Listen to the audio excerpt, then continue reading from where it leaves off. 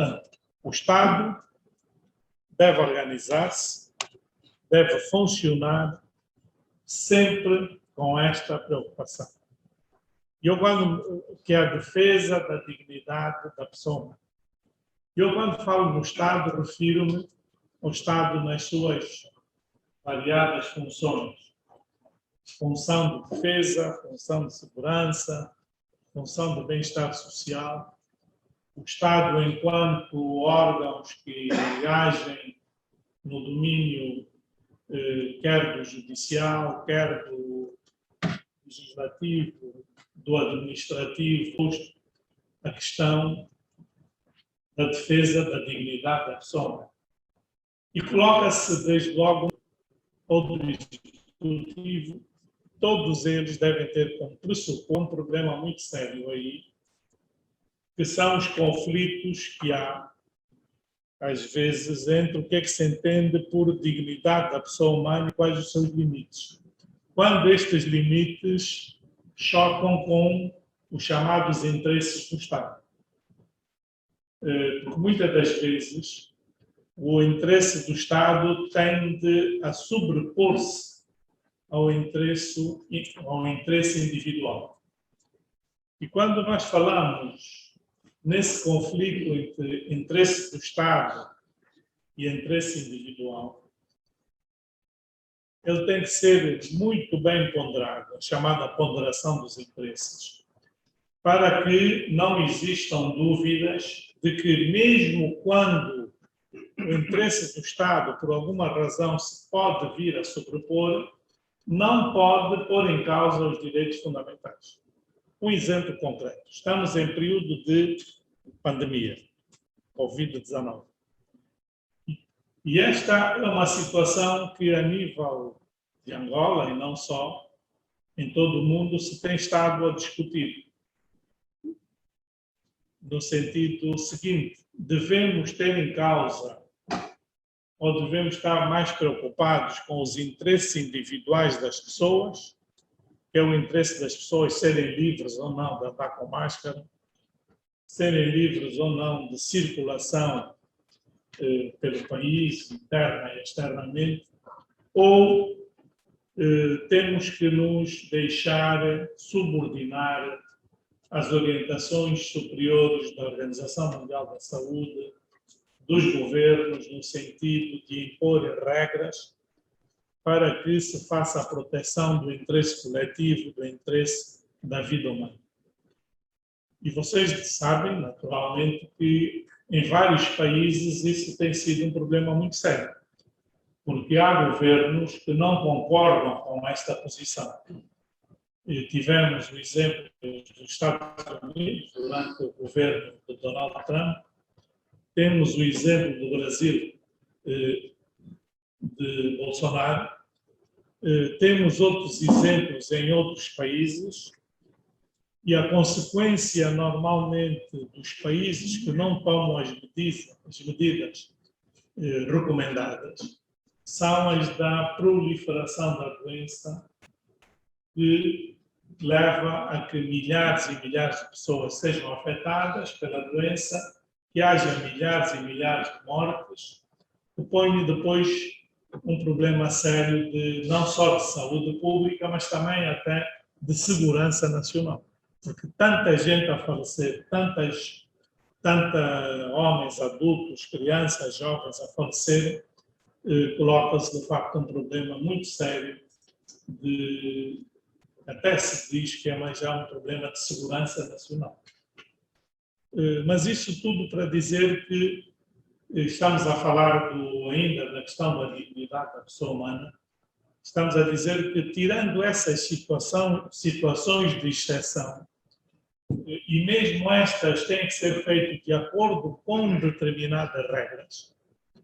Portanto, não pode o governo ou o executivo, por si, sem cumprir determinadas regras, de repente aproveitar-se da pandemia para impor determinadas regras, para insistir nisso, e determinados comportamentos no sentido de reforçar o seu poder ditatorial. E isso tem acontecido em alguns países.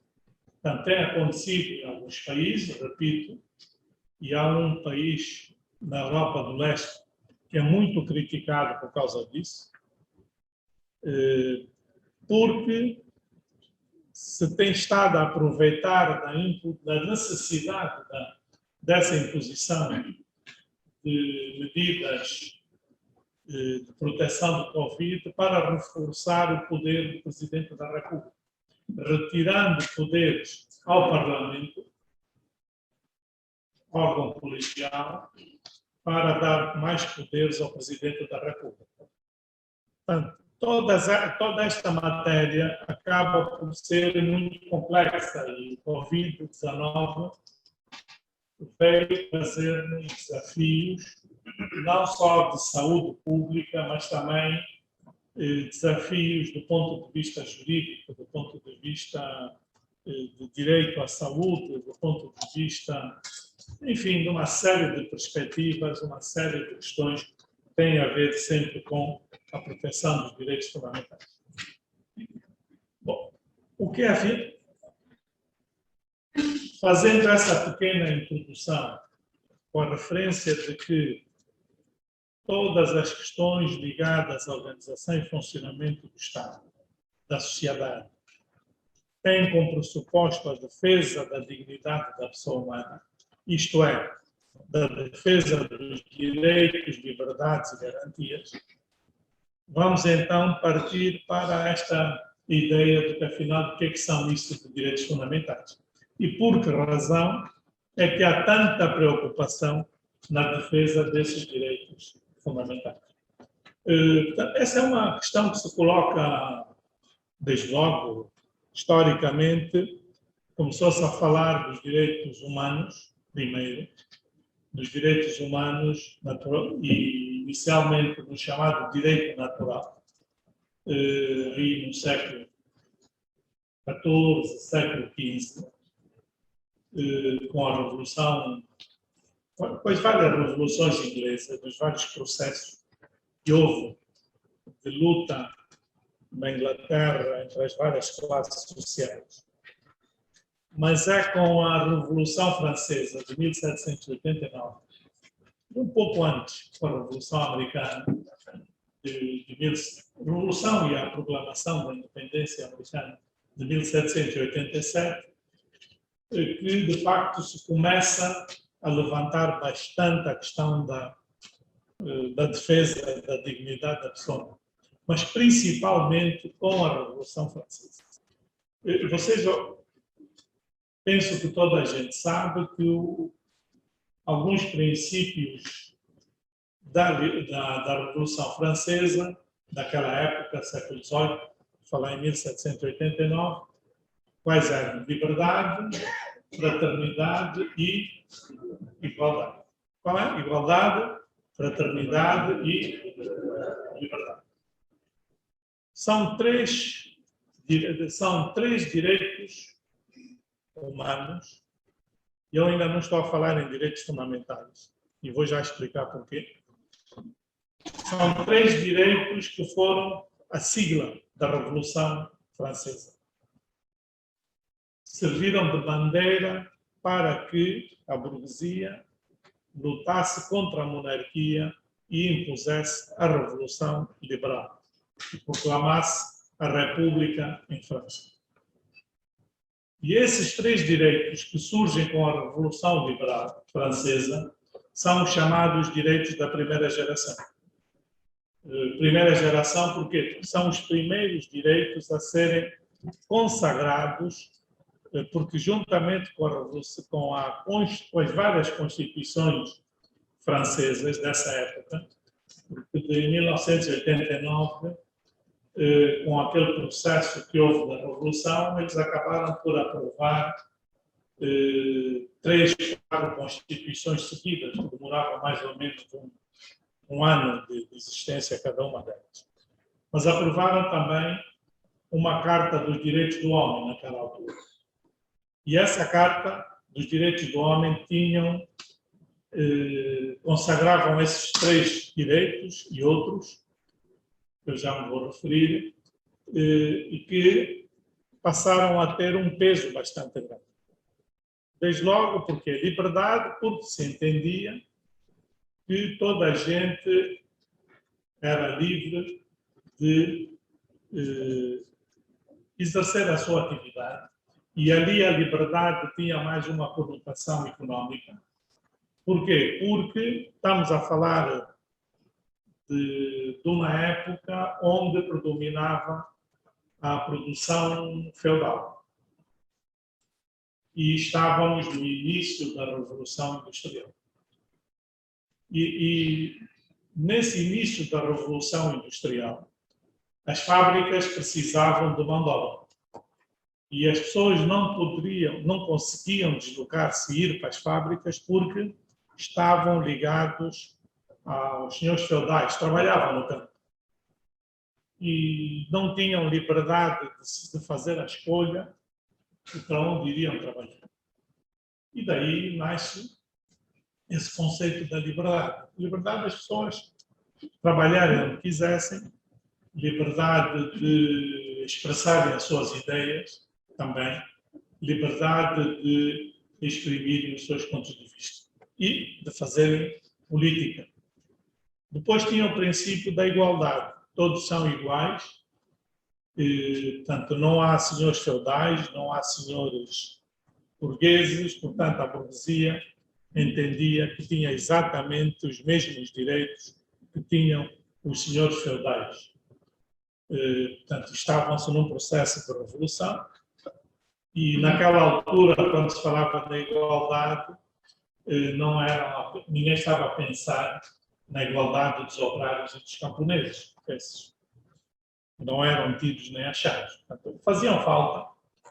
O princípio era geral, mas era principalmente com essa conotação classista de liberdade ou de igualdade dos burgueses e dos serem exatamente os mesmos direitos que os senhores feudais e, portanto, poderem também estar no Parlamento, poderem governar e desenvolverem a sua atividade económica. E a fraternidade, que era o princípio da solidariedade entre as pessoas. Portanto, esses três princípios, esses estão na origem, chamamos assim, dos primeiros direitos humanos, naqueles direitos que, de facto, as pessoas entendiam, são os chamados de direitos da primeira geração. Depois da Revolução Soviética de 1905, 1917, a chamada Revolução Bolchevique, começou esse país, na altura, a União Soviética, começou a dar mais atenção aos chamados direitos sociais e não tanto aos direitos individuais. Portanto, enquanto que no Ocidente a atenção era, estamos a falar em países onde existia um capitalismo liberal, uma revolução liberal em que o indivíduo está acima de tudo, o interesse individual está acima de tudo. No processo, na altura da Rússia, com a Revolução Bolchevique, eles fazem uma inversão de valores. O interesse coletivo está acima dos interesses individuais. Então, o Estado começa a preocupar-se com o quê? Com a questão do emprego, direito ao emprego, direito à saúde, direito à cultura, aquilo que hoje são chamados de direitos económicos, sociais e culturais. Essa experiência, na altura da União Soviética, da Rússia, que depois se espalhou a outros países ali da Europa do Leste, fez com que, mesmo a nível dos países ocidentais, começassem a ver que era preciso tomar em consideração esses direitos. Afinal, os direitos da primeira geração, que eram direitos baseados no liberalismo, não chegavam. E era necessário também haver outro tipo de direitos, que são chamados direitos culturais, pessoas têm acesso, têm direito à cultura, têm direito à escola, têm direito à saúde, independentemente da sua capacidade econômica ou da sua renda. O Estado deve, enquanto o Estado tem a obrigação de criar condições para melhorar as condições de existência, de bem-estar das populações. Nasce aqui a segunda geração dos direitos humanos. Portanto, são os direitos culturais, económicos e sociais. Com a Revolução, com o final da Segunda Guerra Mundial, como vocês devem saber, por conhecimentos de história, ou de filmes ou de novelas, mas conhecimentos de história, a aquisição do conhecimento pode ser feita através por várias vias. Eu, por exemplo, aprendi muito sobre a história francesa e a cultura europeia com os livros do Asterix. Não sei se algum de vocês já ouviu falar. E as pessoas estão a dizer, bom, hoje as crianças já não veem o Asterix, veem aí uns bonecos japoneses, que eu não sei bem como é que aqueles se chamam. Os animes. Os animes que têm. E que eu irrito-me com os meus filhos mais novos porque só leem isso. E depois, sempre que eu começo a dizer que tem que ler outras coisas, a conversa é sempre a mesma. Não, é que isso ensina a história, ensina a geografia. Eu disse, também ensina a matemática. Também, não. A potência de Baldrafa faz tudo. E eu dou uma de que, bem, vocês é que sabem. E então, isso só para dizer que, de facto, depois da Segunda Guerra Mundial, devido ao problema do Holocausto e da forma como se fez experiências humanas, se mataram milhares e milhares de pessoas, os países entenderam, principalmente a Alemanha Federal, que tinha sido da Alemanha, que tinha partido no início da Segunda Guerra Mundial, foi o primeiro país no mundo, como quem diz, mas foi a nível do Ocidente, foi o primeiro país a consagrar os direitos humanos na sua Constituição, nomeadamente os chamados direitos da primeira e da segunda geração. E a Constituição alemã, de 1939, se a memória não falha, começa, de facto, a definir... 39. Quando é que acabou a Segunda Guerra Mundial? 45. Não pode ser 39, é depois de 45.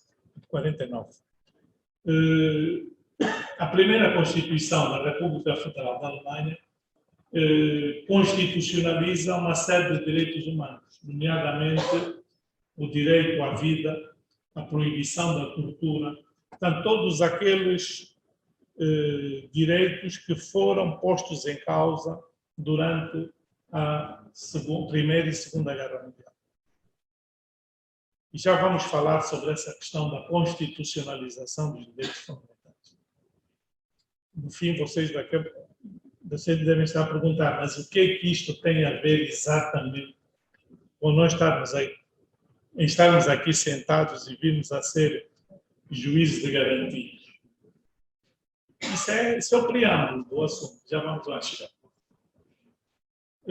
Portanto, com esse exemplo da República Federal da Alemanha começou a alastrar-se e a alargar-se para todos os países ocidentais e para os vários países do mundo. Aqueles direitos que tinham consagração em vários documentos, Carta,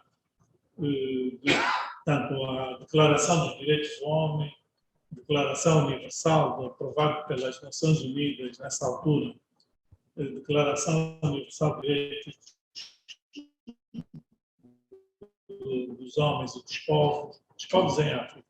Então, todas essas declarações consagravam um conjunto de direitos humanos. A partir do momento em que esses direitos integram a Constituição, passam a ser chamados de direitos fundamentais. Portanto, o que são os direitos fundamentais? Não são mais do que os direitos humanos que estão consagrados na Constituição. Portanto, são aquele conjunto de direitos que surgiram ao longo do tempo, tanto, por exemplo, a necessidade da proteção da vida, a necessidade da proibição da pena de morte, a necessidade da defesa dos presos em tempo de guerra. Tudo isso fazia parte de um conjunto de documentos que existiam antes do início da Primeira e Segunda Guerra Mundial. Só que não tinham uma força vinculativa para o Estado. Portanto, os Estados não se sentiam obrigados a aceitar e a respeitar esses princípios. A partir do momento em que esses direitos passam a integrar a Constituição, passam a ser direitos fundamentais e o Estado, desde logo, fica obrigado a respeitar esses direitos. Portanto, as declarações dos direitos as declarações de direitos humanos que passam a integrar a Constituição, desde logo tornam esses direitos como uma obrigação. Já não é uma obrigação moral, como era, mas é uma obrigação jurídica de se respeitarem esses direitos, com as consequências que existem para quem não respeitar uma norma, um princípio constitucional. Portanto, os direitos fundamentais consagram os direitos da primeira geração, consagram os direitos da segunda geração e, com o evoluir do tempo, passam a consagrar outros direitos, nomeadamente aqueles chamados direitos difusos. O que são os direitos difusos? Direito do ambiente, direito do consumidor, são aqueles direitos que não são individualmente de cada um, não pertencem individualmente a cada uma das pessoas, mas pertencem à coletividade. Por exemplo, a necessidade da proteção do ar. Bom, nós podemos perguntar, o oxigênio pertence a alguém em particular? Não, é de todos nós. Mas se alguém puser em causa, através de uma fábrica, através de uma produção qualquer industrial, e não só, puser em causa a qualidade do oxigênio que todos nós respiramos, todos nós temos o direito de intervir, de agir contra quem pôs para quem pôs em causa a qualidade do ar que respiramos. Portanto, estou a falar em questões do ambiente, a defesa da proteção, dos animais, enfim. A nível do direito do consumidor, são aqueles direitos que nós conhecemos também, são também direitos difusos, enfim, o direito à informação, portanto, passam a ser, principalmente a partir dos anos 60, 70, passam a ser também considerados os direitos da terceira geração. Mais recentemente, já se fala em direitos de uma quarta e de uma quinta geração. Quais são esses direitos que integram essas últimas gerações? Por exemplo, eu cada vez que ouço isso começo a rir, porque nós ainda estamos um bocado longe. Hoje, entende-se que o acesso à internet é um direito fundamental. Toda a gente tem o direito a ter acesso à internet. E em muitos países, o acesso à internet é praticamente gratuito. Por quê? Porque é um direito à informação, um direito a tudo. Quer dizer, hoje, em muitos países, não se consegue conceber um sistema qualquer a funcionar, seja da educação, da saúde, industrial, se não houver internet. E o desenvolvimento das tecnologias, de facto, torna a internet uma ferramenta fundamental. E nós em Angola temos um exemplo agora com a questão do Covid. Em Angola, até o ano passado, quem é que falava em teletrabalho? Não é? Fazer reuniões online. Só quando utilizasse a reunião online era para namorar. E digo especificamente a reunião porque demora. Porque o tempo da duração da reunião era o mesmo do namoro, 1 hora, 2, 3. Pela internet, que é mais barato. Pelo WhatsApp, ou antes do WhatsApp havia outras, Skype, enfim, todos os outros modelos. Mas, portanto, o acesso à internet hoje é considerado como uma necessidade vital. Há aulas, hoje os países mais pobres, para terem acesso ao conhecimento, precisam de se organizar para poderem ter uma boa internet, para que os bons professores, os bons mestres, possam dar as aulas aos seus alunos pela via da internet. Hoje assiste-se uma conferência, pode-se assistir uma conferência internacional dada num determinado local, em qualquer parte do mundo, em simultâneo, em direto. Portanto, desde que exista essa possibilidade de acesso à internet. Hoje existe a telemedicina, ou seja, os médicos podem dirigir operações microscópicas através da internet. Eu não consigo imaginar como é que isso funciona, mas que funciona. Funcionar, funciona. Hoje a internet é uma ferramenta fundamental, quer dizer, muitos de nós, como eu, sou mais velho,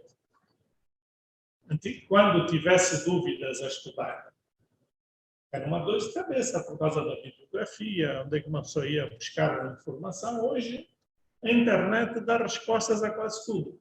De tal forma que há pessoas que acham que a internet devem fazer as provas. E quando pede-se um trabalho, copiam da internet e transcrevem o que está na internet. Depois admiram-se quando são reprovados. Eu farto de rir com essas pessoas que me tentam aldrabar, porque hoje também já existem softwares para detectar quando é que há plágio. Por isso é que quando me dão trabalhos, aqui não vou descobrir trabalhos, né? Mas é só para dizer como é que uma pessoa, com o tempo, evolui na detecção da cábula. Antigamente, uma pessoa tinha que estar na sala durante a prova, estar a ver se está a mexer muito, com as técnicas todas. Vou dizer, eu acho que aqui nenhum juiz de garantia copiou durante o tempo que era estudante.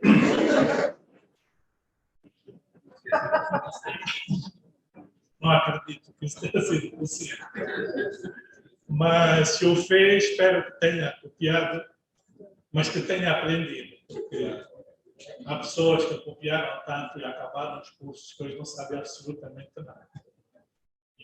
Então, se são juristas, é um azar para quem lhes cai em cima. Né? Se for advogado, é um desastre. O cliente ou o constituinte, os advogados não gostam muito que se utilize esse termo do cliente, mas o constituinte tem a garantia de que vai perder o processo. Isso é... Aliás, uma pessoa já sabe que quando ouve na rádio ou na televisão, fulano tal contratou o advogado tal para ser pronto, coitado daquele. Nem sabe onde é que se foi meter. Mas... E isso também acontece não é só com os advogados, com magistrados judiciais, com magistrados do Ministério Público, que uma pessoa às vezes vê cada peça, cada sentença, cada decisão, uma pessoa diz, não acredito. Tenha sido possível alguém fazer uma coisa dessa. O meu percurso de vida, faculdade, advocacia, juiz do Tribunal Constitucional, tem permitido conhecer todos esses problemas no princípio, no meio e no fim. Né? E então tem sido bastante interessante ver todos esses processos. E isso é extremamente negativo o facto das pessoas não darem atenção a esse aspecto. Mas vamos continuar, deixemos lá as cábulas. Mas estávamos a falar na questão do acesso à internet e mais, hoje em dia, e agora uma questão que nos interessa enquanto juristas, um dos maiores problemas que a Angola tem na morosidade processual, e se não o principal problema dos estudos que existem, em que eu já participei em alguns, felizmente, dos maiores problemas que a Angola tem a ver com o quê? Morosidade processual. E uma pessoa diz, bom, mas há morosidade processual por quê? Falta de juízes? Falta de procuradores? Falta de oficiais de justiça? Falta de advogados? No fundo, há falta de tudo. E não há falta de nada. Por quê? Porque se nós hoje tivéssemos os tribunais a funcionarem de forma informatizada, não teríamos 1/5 dos problemas que nós hoje temos. Portanto, só o facto das pessoas terem que fazer aqueles processos todos demorados, terem que levar os processos e dar entrada dos processos na Secretaria do Tribunal. Os funcionários oficiais de justiça têm que fazer todo aquele expediente que é extremamente complexo, de fazer o registro, a entrada do documento, depois tem que fazer aquelas anotações todas, vai ao juiz para ver, o juiz depois faz um despacho, volta para o oficial de justiça. Quer dizer, só este processo de vai e vem, depois notifica, depois não encontra as pessoas a quem notificar, não sabe onde é que as pessoas estão. E há pessoas que também, quando não querem ser notificadas, desaparecem, escondem-se. Vocês estão todos no início da atividade profissional ou não? Nenhum de vocês está no início. Portanto, isso que eu estou a dizer, vocês conhecem. Sabe o que? Às vezes estar a querer notificar alguém, a pessoa diz que eu não estou, não participo. E então, pronto. Se todo este processo fosse informatizado, deixaríamos de ter muitos dos problemas que nós temos. Portanto, isto tudo para dizer que, de facto, o acesso à internet, porque a informatização não é só para digitalizar documentos. Isso é uma parte. Mas é a correspondência do processo. Portanto, para que, por exemplo, um recurso, vamos supor, agora criamos os tribunais da relação, temos os tribunais de comarca, estão a ser instituídos, os tribunais da relação estão a ser instituídos, não sei o que estão à espera para começarem a trabalhar, deve ser falta de petróleo, não sei. Está difícil. O mais difícil era as instalações, já existem. Não havia juízes, já estão formados os juízes. Não havia procuradores, já estão. Agora não há cadeiras, nem mesas para sentar. Azar quando. Acho que ali só mesmo com muitas, como é que chama? Muita fumaça, muita velha. Para ver se pusemos os tribunais da relação a funcionar de outra forma. Bem para o ano. Sempre que pergunto, dá-me uma resposta diferente. Mas o que é certo é que não anda. Pronto, continuando. O tempo que demora um processo em fase de recurso para chegar hoje ao Supremo é uma dor de cabeça. E por incrível que pareça, a província que mais tempo demora a fazer chegar os processos ao Tribunal Supremo é Luanda. E o Tribunal Supremo, para fazer descer os processos, demora mais tempo a chegar a Luanda do que a chegar ao Quando-Cubango ou ao Mochico. É difícil de perceber, não é? A média normalmente está nos 6 meses, mínimo. Um processo de Luanda para subir para o Supremo, 6 meses, se correr bem. Para voltar, também mais ou menos 6 meses, 1 ano, 2 anos. Se o sistema estivesse informatizado, o que é que iria acontecer? bastava informatizado, internet, tem que funcionar. Depois também, se tivermos tudo a funcionar e for do género dos bancos, nunca há sistema, pronto, voltamos ao problema habitual. Mas isso para dizer, estimados magistrados, que toda esta questão que eu tenho estado a referir tem a ver com a questão essencial, que é a necessidade de nós termos em atenção todas essas questões que parecem ser pequenas. Por exemplo, eu tive conhecimento há poucos dias que há uma pessoa, uma entidade, acho que é individual, que resolveu meter um processo contra o Estado angolano por demora do processo judicial. Vai demorar muito tempo a decisão. E meteu um processo de responsabilização do Estado. E agora? Processo. Há um outro processo que é recente, tem 2, 3 semanas, de um acórdão do Tribunal Supremo que condenou o Estado por detenção ilegal de uma cidadã. Durante não sei quanto tempo, houve, acho que ela é chinesa, por detenção ilegal. De certeza que este processo já tem o acórdão do Supremo, foi o primeiro processo dessa natureza, e de certeza que o advogado vai recorrer ao Tribunal Constitucional para ver se de facto vai dizer que houve violação, enfim, aquelas questões todas que há sobre isso. Mas de facto aqui importa ver que de facto a detenção ilegal é um direito fundamental. Portanto, ninguém pode, é a questão da liberdade que nós há bocado nos referimos. E vamos então agora concretamente começar a ver, falamos sobre o enquadramento dos direitos fundamentais, falamos sobre como é que eles surgiram, porque é que eles foram inseridos na Constituição, exatamente para salvaguardar os direitos das pessoas. E agora perguntamos por que é que em Angola a Constituição de 2010 também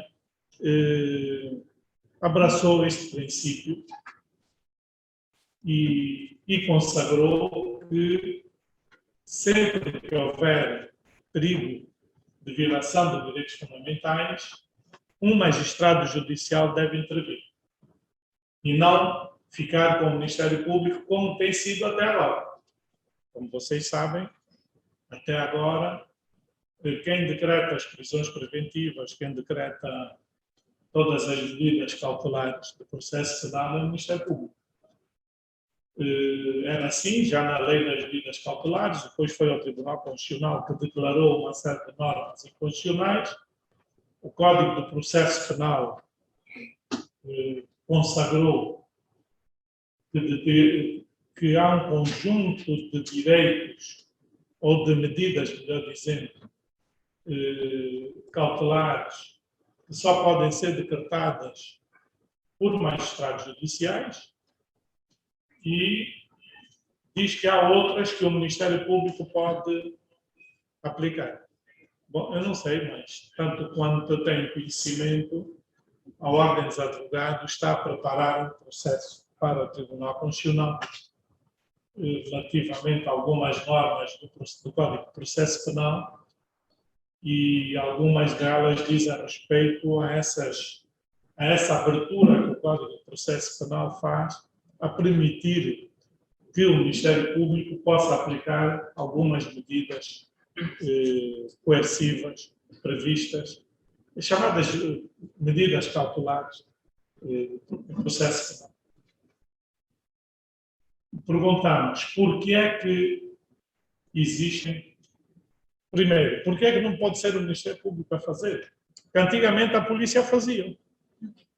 Não?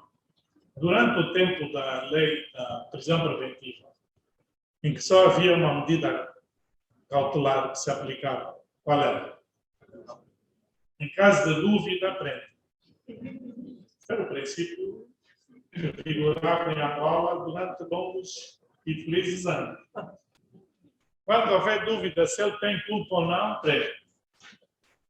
Depois logo se vê.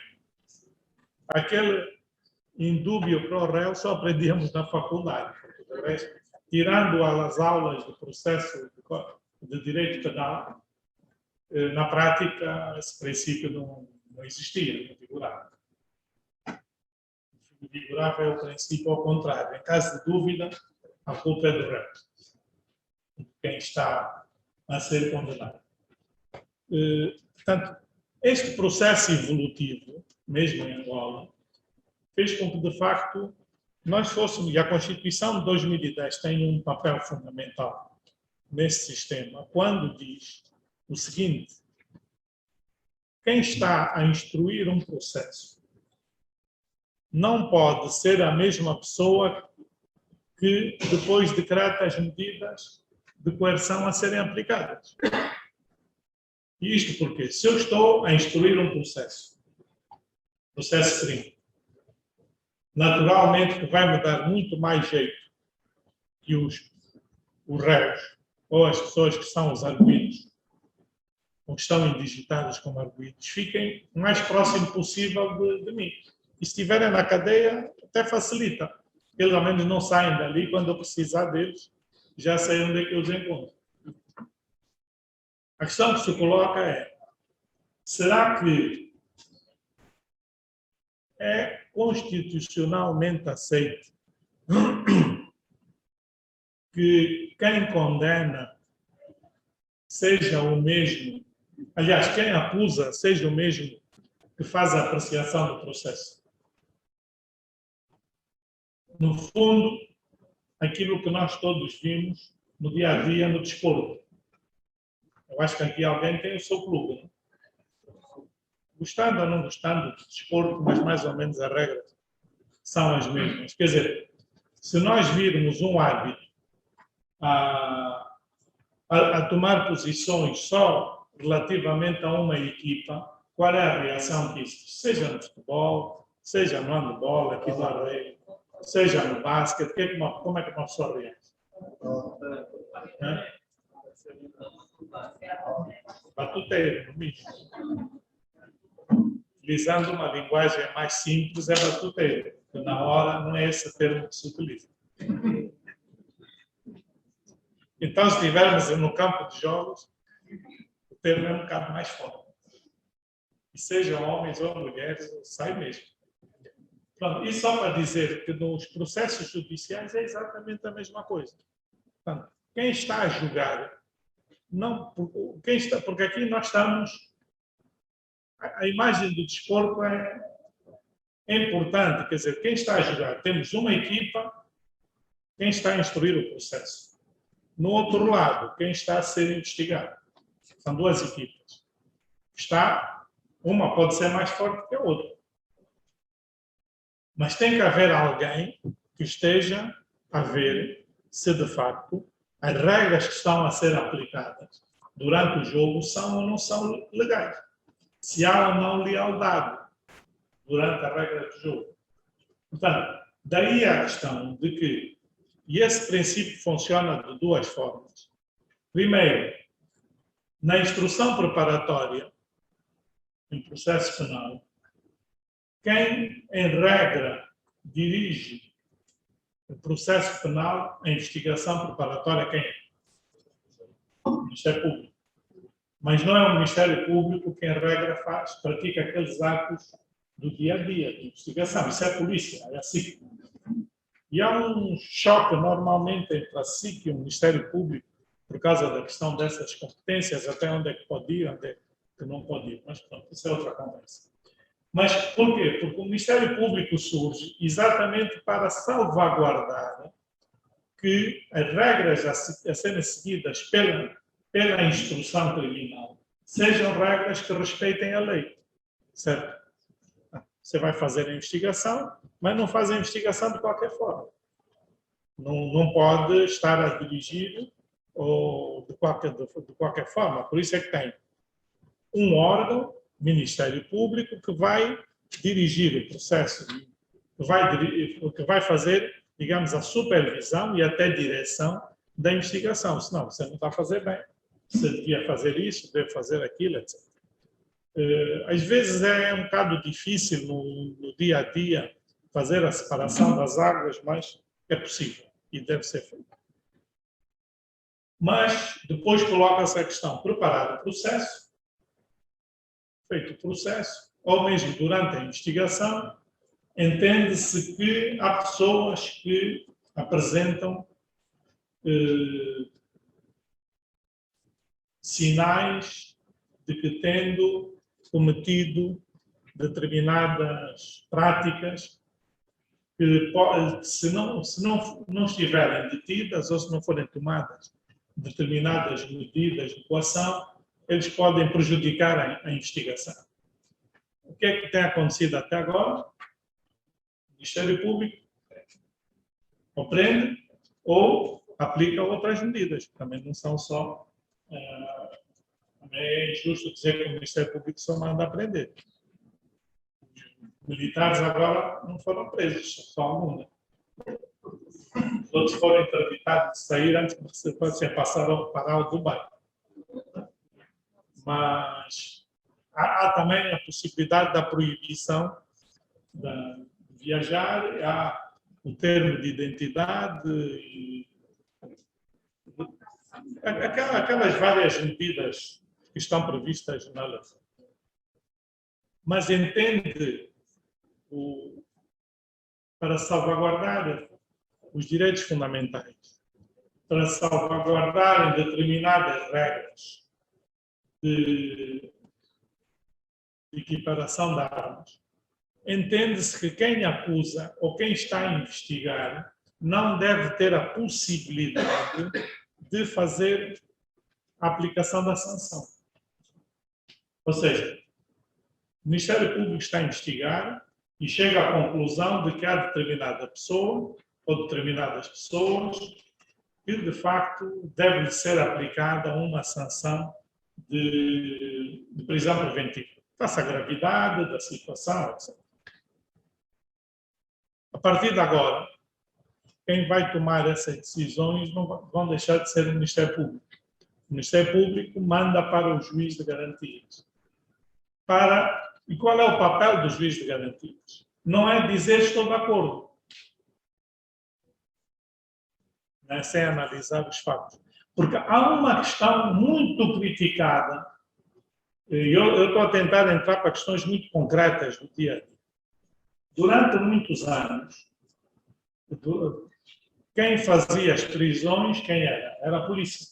Investigação criminal, e apresentava ao Ministério Público para o Ministério Público validar ou legalizar a prisão. A regra comum era o Ministério Público concordar com a polícia. Essa era a regra comum. E isto por quê? Nem sempre, né? Não, eu estou a dizer a regra geral. Não falei nas exceções. Pronto, então, feita a retificação, depois passamos mais recentemente a ter um outro problema. Quando foi aprovada a Lei das Medidas Cautelares, em 2015, foram criados os juízes de turno, e a acusação que começou a ser feita é que os juízes de turno, aquilo onde funcionavam, recebiam os processos e também validavam tudo. Ou quase tudo. Ou então, às vezes, havia um conflito de competências. Mas o que eu aqui quero chamar a atenção é que a importância dos juízes de garantia está exatamente em ver o seguinte. E eu não queria estar no vosso papel. Tem que estudar atentamente o processo. Não é ler assim na diagonal e ver o bilhete ou a informação, não. Tem que ver se, de facto, o que lhes é apresentado justifica ou não a aplicação de medidas cautelares no processo penal e depois qualificá-las, dizer qual dessas medidas deve ser aplicada. Não é? E há um aspecto que eu penso que é extremamente importante dizer isso. O juiz de garantias, como qualquer outro juiz, mas principalmente o juiz de garantias, é mais do que um juiz normal, é um juiz constitucional. O que é que eu quero dizer com juiz constitucional? Porque a primeira entidade que vai verificar se há ou não violação de direitos fundamentais, ou se estão a ser garantidos e protegidos os direitos fundamentais, vão ser os juízes de garantia. Porque a tendência normalmente é as pessoas fazerem apenas uma leitura das leis. O que é que a lei diz? A lei diz para prender, eu prendo. A lei diz para fazer isso, eu faço. Mas atenção, isto é a legalidade. Mas a constitucionalidade está acima da legalidade. As normas constitucionais estão acima das normas legais. E algumas vezes há normas legais que contrariam a própria Constituição. E sempre que houver um conflito entre o que diz uma norma legal e o que diz a Constituição, qual é o que vale? A Constituição. E este é o vosso papel enquanto juízes de garantia. Porquê? Porque o juiz normal, digamos que a nível da jurisdição comum, ainda não se dá muita importância a essas questões da interpretação das normas constitucionais. Mas isso não é um defeito das pessoas, é um defeito de formação. As várias faculdades em Angola, lá fora não sei, mas falo do nosso caso, dão muita atenção só às questões legais. O que é que o Código Penal diz, o que é que o Código de Processo Penal diz, o que é que o Código Civil diz, o processo civil, o laboral, enfim. E as pessoas são formadas, mais do que formadas, são formatadas de que a lei está acima de tudo. A lei é santa, a lei é regra. Aliás, o Código Civil hoje, o Código Civil em vigor, diz exatamente isso, logo nas primeiras normas. A lei está acima de tudo. Nada se pode opor ao que diz a lei. E a Constituição veio dizer, acima da lei está a Constituição. E se houver princípios, houver normas que violem a Constituição, essas normas, essas leis não podem ser aplicadas. E vocês ainda vão ter um outro desafio. Tem a ver com a questão da lei e do costume, direito costumeiro. A nossa Constituição, o artigo 7º, diz que o costume tem exatamente a mesma força que a lei, salvo aquelas regras que a Constituição estabelece no artigo 7º, desde que se salvaguardem os direitos fundamentais e a dignidade da pessoa humana. Mas essa direitos fundamentais e salvaguarda dos direitos fundamentais também tem muito que se lhe diga o que é que isto significa, não é? Portanto, muitas das vezes, o juiz de garantia vai ter que decidir, principalmente questões que se passem fora dos centros urbanos, quando é que naquela medida se vão aplicar, deve-se aplicar uma medida sancionatória, com base na lei, ou se deve prevalecer uma medida costumeira. E agora, como é que respondemos a isso? É o costume ou é a lei? Às vezes, eu quando falo com alguns juristas, eles dizem logo, nem pensar, claro, o costume qualquer. Pois, mas agora aqui em Angola, desde 2010, já não temos costume contra a lei. O costume tem exatamente a mesma força jurídica que a lei. E então nós temos que, a cada momento, verificar se a norma ou a sanção que se vai aplicar é uma sanção que vai tem mais efeito se for a sanção formal da lei ou a sanção prevista pelo costume. Se for pelo costume, claro que não é o juiz de garantias que vai dizer agora faz isso ou faz aquilo. São essas questões, esses desafios que vocês terão no vosso dia a dia. Depois há outras, porque o direito, desculpem, o juiz de garantias vai agir fundamentalmente na área do direito penal, do direito criminal e não no civil, nem no laboral. E a nível do crime, há sempre muitas questões que se colocam. É extremamente dinâmico e as circunstâncias em que se age são, muitas das vezes, as medidas podem, numa determinada situação, nós agirmos de uma maneira, em outras circunstâncias, agirmos de outra. O que importa é que as pessoas estejam seguras daquilo que vão fazer, estudem bem o processo, vejam sempre, esse é que é o papel do juiz de garantias, se há ou não respeito pelos direitos, liberdades e garantias, e só a partir daí é que vão tomar a decisão. Agora, estou à vossa disposição para uma primeira questão de perguntas, porque senão parece que está aqui uma aula que só eu falo e vocês só ouvem. Parece que estão na igreja, não? Não sei, não tenho o hábito de frequentar igrejas, mas acho que não deve haver assim um diálogo muito grande. Como é que fala? Sim, sim. Relativamente à repartição de competências,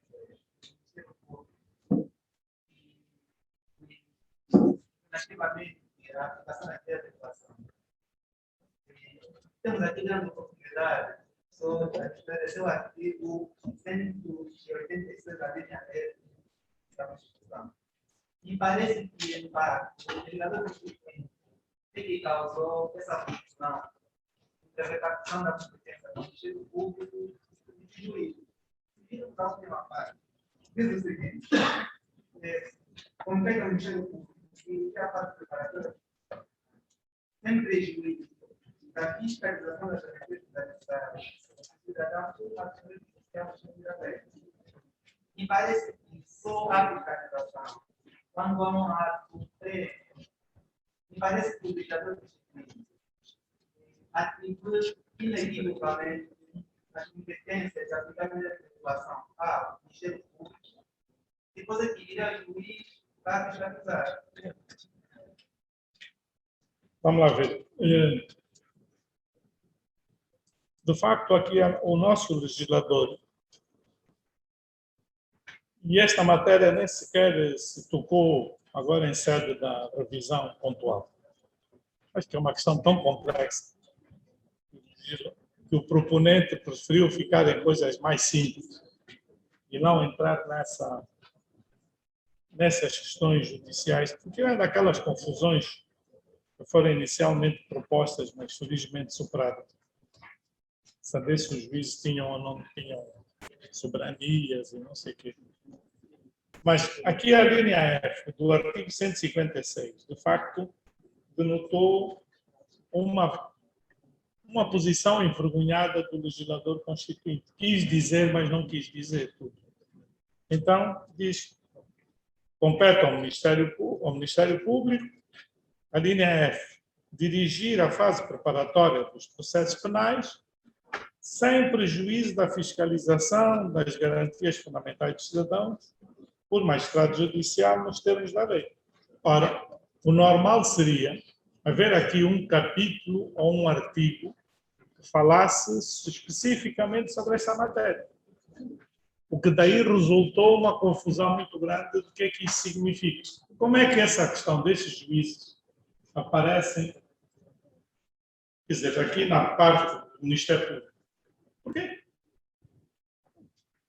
Deu para conversar com os colegas que trabalharam tecnicamente nesta matéria, as explicações deles também, acho que nem eles também percebem. Aqui que ninguém nos ouça. É que nessas alturas os lobbies são fortes. Os lobbies institucionais são bastante fortes. Bom, mas pelo menos ficou ali uma pontinha para faz isso, mas porque só o dizer, porque a linha F do 186 tem aqui muitas questões, por exemplo, dirigir a fase preparatória do processo penal. Desde logo colocava-se a questão seguinte, já naquela altura se discutia quando se aprovou a Constituição. Por que é que em Angola esta matéria não é competência dos juízes, os chamados juízes de instrução? Porque já foi assim em Angola no tempo colonial e foi assim em Angola até os anos 80, mais ou menos. Depois é que passou a ser o Ministério Público a fazer esse trabalho e a polícia. Mas o Ministério Público conseguiu, e acho que bem, fazer passar a ideia de que a instrução preparatória deve ser dirigida pelo Ministério Público. Fazer aquela supervisão dos atos de instrução preparatória. Mas, então, coloca-se a questão, então, mas por que não, como é que, por exemplo, nós olhamos muito para Portugal?